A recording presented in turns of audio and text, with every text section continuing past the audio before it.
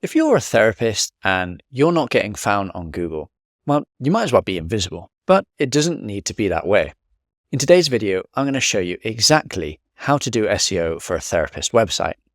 So let's dive straight into the video. Today, I'm going to show you our 6-step process that you can use in order to get your website ranking at the top of Google. I'm going to clearly lay out all of the steps that you need to take so that you can implement these strategies for yourself. If at any point you would like some help with it, or if you would like us to do it all for you, then please do get in touch. There's a link in the description below. If you're watching this video, I'm going to assume that you know what SEO is, the process of getting your website to the top of Google. There's one reason that I love SEO, and that is because in my experience, it tends to drive the best customers. If you think about it, the customer that is searching for your service or product is going to be the best type of customer because they're going to stick around longer, they're going to convert better on your website, and because they've already decided that they need your service. So without further ado, let's dive into this 6-step process. Step number 1 of any good SEO strategy is keyword research. This is the process of understanding what do people actually search on Google in order to find your type of business. Doing solid keyword research will help us position our website for the right terms. After all, there's no point in building a website and having a strategy around a keyword that nobody searches. I mean, what is the point? The easiest way to do keyword research is using a tool called Ahrefs. They have lots of data around what people are searching in Google. The way to go about it that I recommend is go to the Keywords Explorer, type in the term for your industry, and then click search. Then once that's loaded, head over to matching terms. This will then give you a really large list of all of the keywords that contain your service or product. Go down here and select all of the keywords that match your service. Eventually, you'll have a big list of lots of keywords that are very relevant to you. So you want to put those in a spreadsheet, with one column being the keyword and another column being the search volume. And that will give you a good idea of all the different keyword options that you have that you can optimize your website. Now, save that and we'll come back to that a bit later in one of the other sections of the video. Step number 2 is competitor research. Wouldn't you love to know all of the numbers behind your competitors? Well, with SEO, you can actually do that. You see, there are certain tools that we can use, such as Ahrefs, that show us all of the SEO metrics that our competitors have, such as how much traffic they're getting, their backlinks, all of their strategy. So we can really use that to our advantage and it will help inform our own strategy. The way that we can do our competitor research is we can go back to Ahrefs or another similar tool and we can type in the URL of our competitor. I'm just going to pick a random business here just to demonstrate. So we go to Site Explorer, we type in the URL, and then that will give us all of the metrics of this business. So here we are, we can see all of the different metrics. Now, a lot of this might be confusing for you, but I'm going to run through it one by one. So first of all, we can look at the traffic that we're getting. So this business is getting about 30,000 organic visitors per month to their website. So if this was a top competitor of yours in the niche and, maybe they're number 1 for a lot of the terms that you're going after, then you'll know the type of opportunity that you have by implementing SEO. You can even work backwards to try and work out, okay, how much revenue are they getting from this SEO? So if they've got 30,000 traffic, you could assume a conversion rate, depending on the type of business, maybe somewhere between 2 to 15%. And then you can work backwards on how many of those leads convert and the average order value based on everything that you know from your business and your website. Now, what we want to look at next is we want to go to the organic keywords. Here we can see all of the keywords that they are ranking for, and we can use that to our advantage. So we can add any keywords that we've missed in step 1, our keyword research, and add those additional keywords into that document. Once we've done that, I'd recommend going to top pages. And for now, what I'd like you to do is just note down how many pages they have and also take a quick look at all the different types of pages that they have. Do they have service landing pages? Do they have blog pages? And just get a rough idea of what exactly they have on their website. This will give us an idea of how many pages that we might need to create on our site as well. And note this down, you'll understand how many backlinks that you'll need to be building. So for example, this business, they have about 453 backlinks. Now, I know that seems like a lot, but not all of those backlinks will actually be good. And in the backlink section of this video, I'll go into exactly how we can audit that and understand how many backlinks we need to build to our website. But for now, we just want to understand how many referring domains do they have going to their website. Finally, the last thing that you want to do if you're running a local business is type in your main keyword and then go down and look at this section. This is what we call the map pack or the local search results. And you can see here that there are 3 businesses here, and they all have different reviews, a review score, and a number of reviews. We want to note that down because that's going to inform the targets that we have for the amount of reviews that we need to get. So once we have all of that information, note it down in your spreadsheet and repeat that for all of your main businesses that you have in your niche. Now that you've done your keyword research and your competitor research, you're ready to start working on your website. That's step 3, on-page SEO. Now, please don't get scared if the on-site side of things sounds a bit technical. I'm going to break it down and make it as easy as possible for you. Alternatively, if you're already working with a web development agency or freelancer, you can use what I'm saying and give the instructions over to them. We want to go back and visit our keyword research. Now, for our key services or areas or products, we will want to create dedicated landing pages for these keywords. Now, what a dedicated landing page looks like is usually something fairly similar to your homepage, but all of the content and the keywords on that page are really focused around that core keyword to do with your service. So what do you want to do? Well, the best practices are that you should put your main keyword on these pages, and they should go in these locations. The first is it should be in the main title of your page. The second is it should be in the main heading of the page. Third, it should be within the first 100 words of the content on your page. It should also be in the URL. And then finally, you want to include it roughly 1 to 2 times every 200 words that you keep writing. However, there is a caveat there. You don't want to just force your keyword into the writing.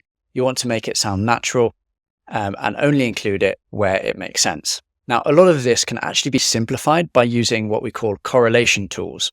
So correlation tools look at the results for your keyword that are on page 1. They'll do a lot of calculating and magic in the background, and then they'll tell you exactly how many times that you should include your keyword, where you should include it, all of the other similar keywords that you should include within your writing. And then it gives you a score that you can use to evaluate your writing. So some of these tools are Surf for SEO, and I like to use it just to make this process really easy. Finally, the last thing I'd like you to do on your on-page is include an FAQ section. So you can get FAQs by, number 1, thinking about what are the common things that your customers ask you when they inquire about this service. And then number 2, if you go to Google, search in your main keyword, then scroll down to the people always ask section. So you'll often see that there are extra questions that Google puts within the search results. Include those questions and the answers to those on your page. Now, we want to repeat this and create dedicated landing pages for all of the main services, areas, and products that we provide. And once that's done, we can move on to the next step. Step number 4 is essential if you want to get found as a local business. We're going to talk all about how to get found in the local map pack here. The first thing you want to do is sign up for your Google My Business profile. Very simple, just follow the online instructions and make sure that your profile is completely filled out. Don't skip anything. Make sure that you have your categories, opening hours, proper descriptions. Make sure that it is 100%. Then also go ahead and add some photos to your profile. Not only will this help with your ranking, but it'll also help customers see your business, understand it, and be more likely to call or click on your website. Once that's done, the next stage is to start getting reviews. In our competitor research, we found how many reviews that we'd want to be getting. So for example, if this was our business that we were trying to rank for, we would understand that we need to get somewhere between 60 and 160 reviews. Now that might seem a lot, but over time, you'll be able to reach those levels. There are 2 main strategies that I recommend when it comes to getting reviews.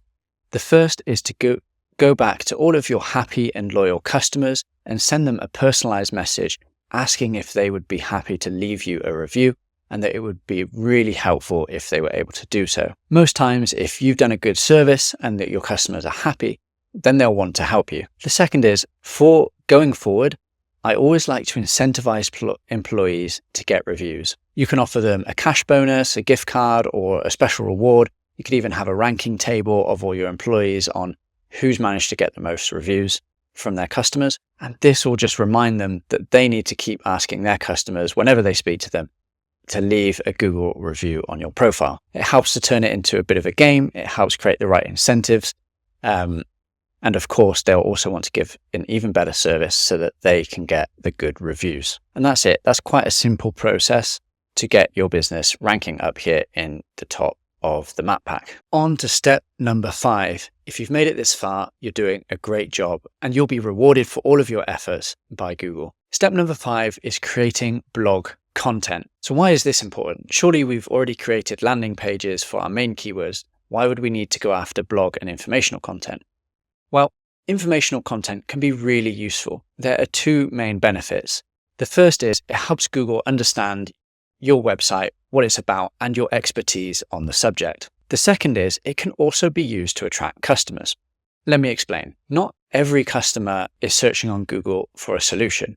Often they're trying to find out more information about problems that they're having. From a marketing perspective, we say that they are higher up the buying funnel. So if we're able to get potential customers on our website before they realize they need the solution that we provide, we can either capture their details during that point, help them understand that they might need our solution, or if we're getting really clever, eventually we can start using things like meta ads to retarget them on Facebook and using our meta pixel. So how many articles should we be writing? What should we write about?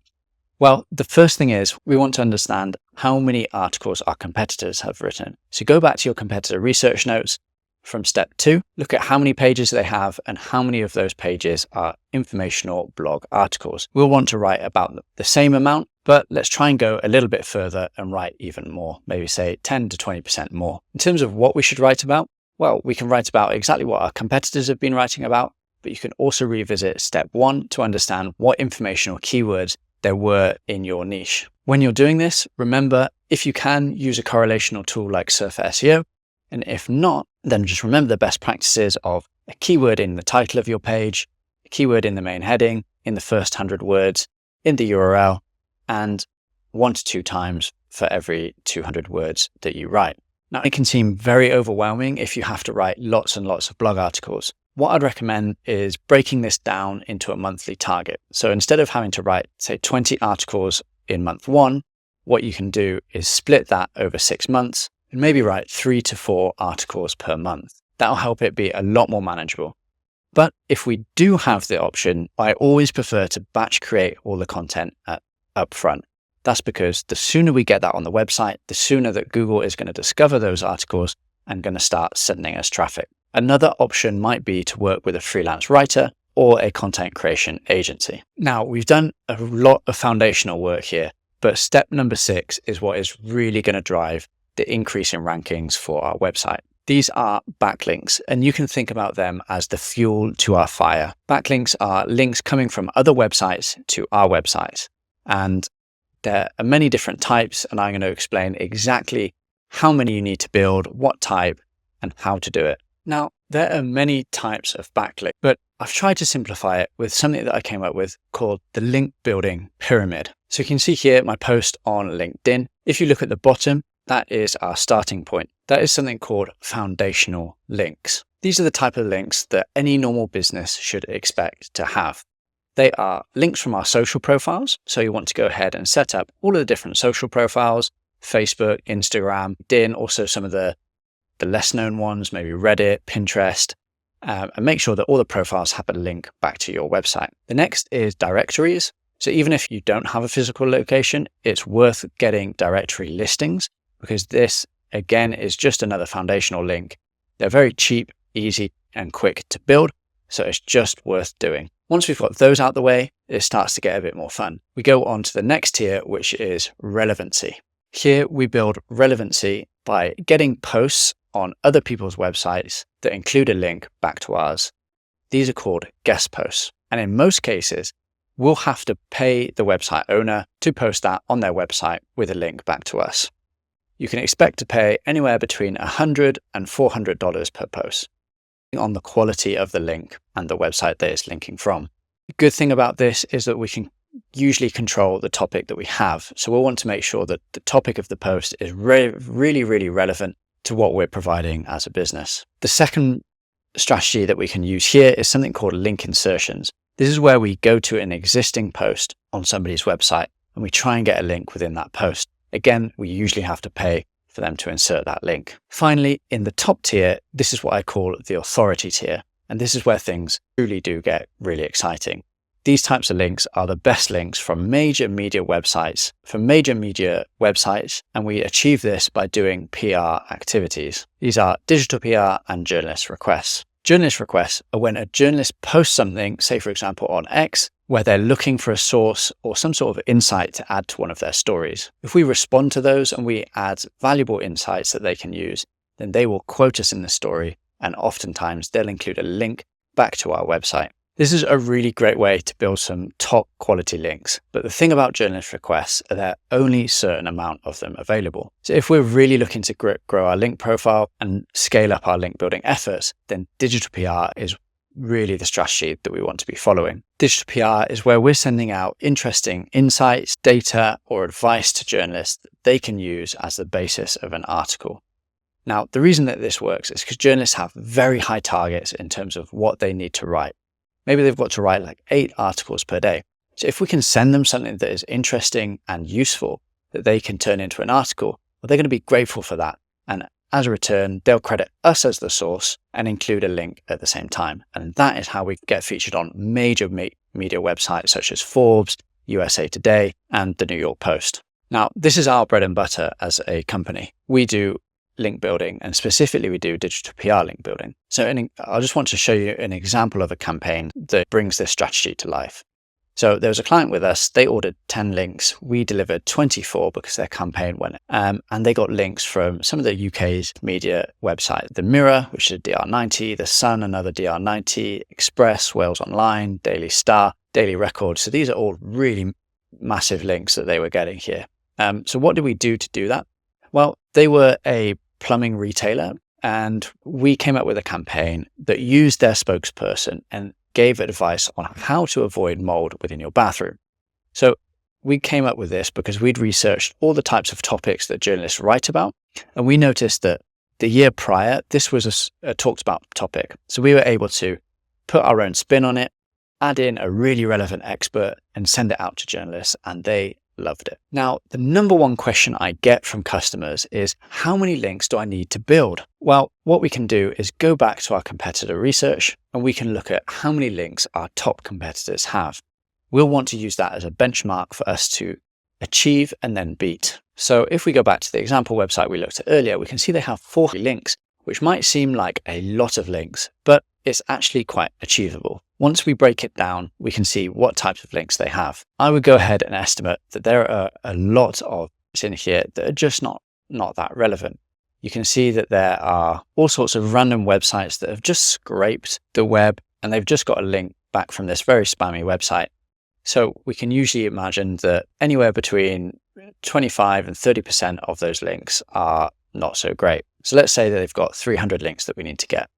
Well, a lot of those will be foundational links, such as social media profiles and links from directories. So say that makes up another 100, then the rest will likely be, then we can eliminate anything that's under DR30, because really those types of websites, they don't drive a lot of power. So you can see that brings that down to 170 links. So again, if we take out all the spammy ones from that, maybe there's about 100 links that we might need to build for this website. We can go ahead and do an analysis to see, okay, what sort of DR ranges do they have? How many links do we need to build with each DR range? And then work back from there, how many guest posts and link insertions we might need to get, and how many links from the press we might need to get. So if that does seem a bit confusing, any potential client that we take on, we do a free audit. So just get in touch with our team and we are more than happy to do an audit, come up with a link building plan for free, no obligation. You don't have to use us. You understand the types of links that you need to build, how many you need to build, and if you were to follow a link building plan with us, how much that would actually cost. So there you have it, all 6 steps of the SEO process. It's worth noting that SEO can be a long-term process.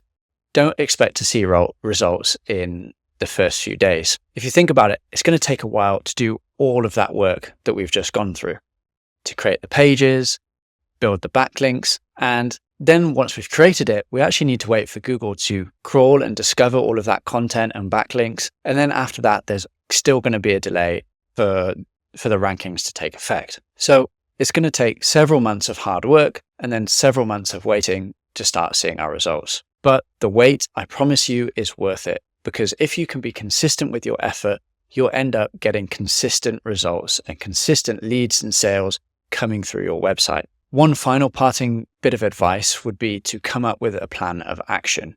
You don't have to do it all in week one. You can break it down into much more manageable chunks. For example, each month, how many articles are you going to write? How many links are you going to build? How many reviews are you going to try and get on your Google My Business profile? Doing that will make it easier for you to hit your SEO goals, and it will make the workload much more manageable. So there you have it, everything you need. If at any point you want some experts to handle it for you, just get in touch with me and my team, and we're more than happy to do it. Just click the link in the description. Thanks for listening.